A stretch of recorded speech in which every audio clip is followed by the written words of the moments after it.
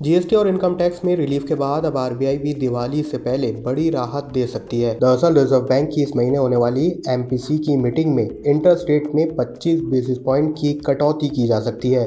इसको लेकर state bank of India यानी एसबीआई की एक लेटेस्ट रिपोर्ट में जानकारी दी गई है। रिपोर्ट के मुताबिक सितंबर और अक्टूबर में इन्फ्लेशन 2% से नीचे रह सकता है और फाइनेंशियल ईयर 2027 में ये 4% या उससे कम बने रहने की संभावना है। ऐसे में जीएसटी दरों में बदलाव के बाद अक्टूबर में महंगाई 1.1% तक गिर जाएगी, जो कि साल 2004 के बाद सबसे कम होगी।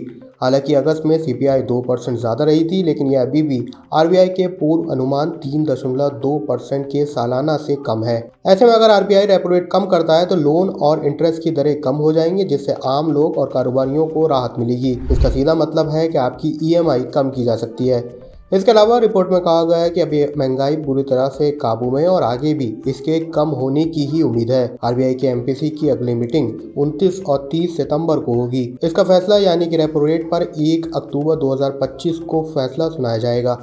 इससे पहले आरबीआई ने जून में इंटरेस्ट रेट 0.5% घटाकर 5.5% किया था, जबकि यूएस में फेडरल रिजर्व ने भी पिछले दिनों इंटरेस्ट रेट में कटौती की है। ऐसे में आरबीआई भी इस फैसले के बाद अपने यहाँ इंटरेस्ट रेट में कटौती कर सकता है, जिससे आपकी ईएमआई कम होगी।